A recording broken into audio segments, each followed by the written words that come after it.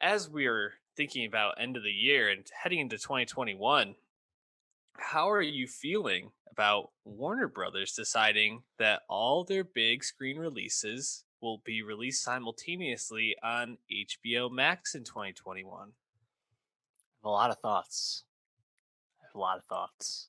Where to I, begin? yeah, I think it really because there's so many angles to this, right? And there's so many justifications and or gripes depending on how you're approaching this. I think just from the average movie fan, watcher of movies, podcaster about movies, it is nice that I know I'll be able to access all 17 films that Warner Brothers is planning to release in 2021.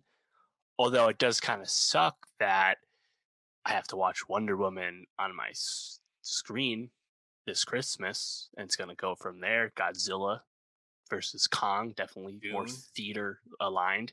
Dune, hopefully I can go to the theater and actually go see Dune in October, but if not, that would kind of be disappointing to me. But that's not the average person. So I mean that is nice.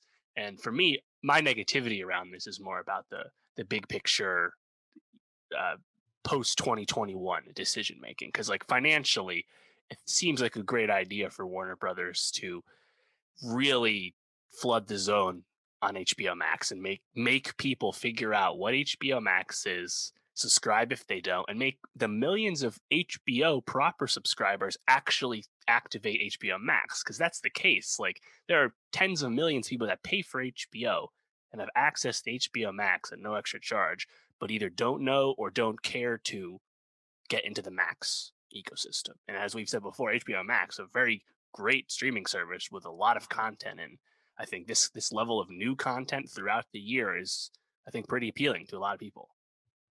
Yeah, it's a interesting and felt inevitable in some ways that one of these media companies was going to team up with a streaming service to do this.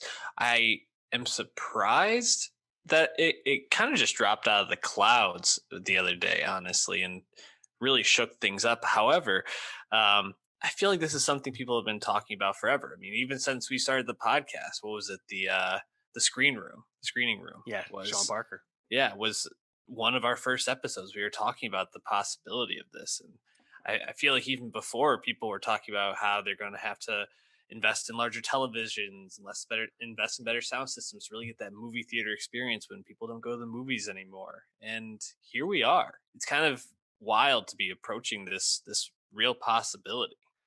And the thing is, though, I think we're actually quite removed from the screening room, because, as you said, even if box office numbers stay high, like in terms of like volume, quantity of tickets sold is down. It's been down for a while. Inflation's really just keeping that, you know, uh, in tow, with rising ticket prices. But the screening room was going to cost like $50.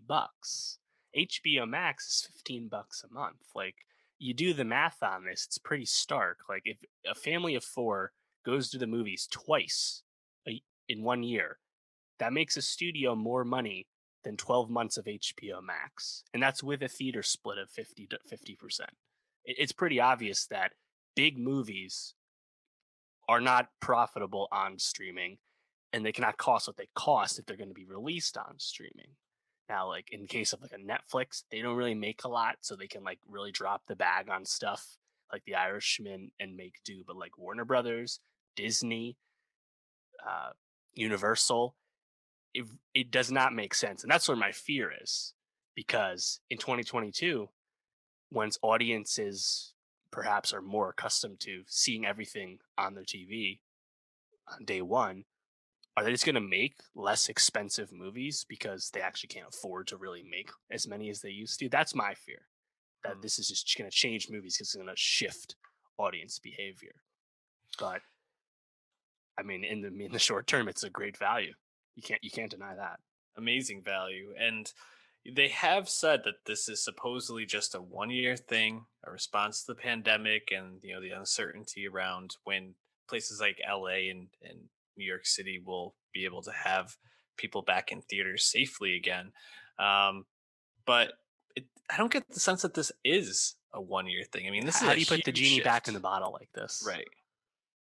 It's it feels inevitable that this is here to stay, and similar to the streaming wars, I think something that we're going to be talking about and keeping our eye on is how these streaming companies are vying to get pieces of these filmmakers, and these film companies. I mean, we already have these creators being getting these huge contracts from Netflix and Amazon and HBO, but now more like these film production companies are going to be teaming up, and it's just going to be these studios are going to be driving up the prices there. But how do you make that money back if you're not you're going to drive up subscription prices in the long run? That's the thing. Well, and I think that is the hope. That's the whole play. That's with any streaming service is to do what Netflix does. You just don't make money for forever, basically, but then you become too big to fail because too many people are invested in your ecosystem. That's what everyone else wants to do, right? But like we're seeing lots of like traditional convention chains. I mean, I guess the seeds of this were planted early in the pandemic when Universal like cut down on their theatrical windowing and put Trolls World Tour on like PVOD like much sooner than previously agreed to, stuff like that, right? So I mean, now we'll see. Like, I don't know about Disney. Like w- Mulan, we had the experiment with that when you paid $30 to access it.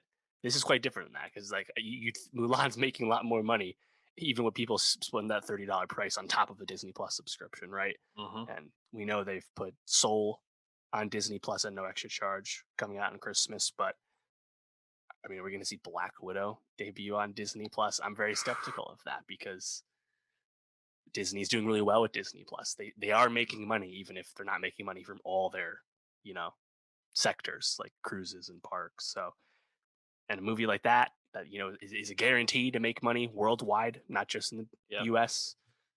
I don't know.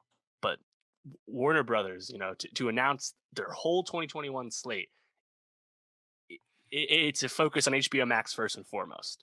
That's Hmm. what they care about. That's why they're doing this. So I just hope that people still want to go to the movies a year from now when they're actually able to again. Uh, I'm sure we will, but will others? That's the real question. Dave, will this finally get you to watch The Wire, though? That's my real question.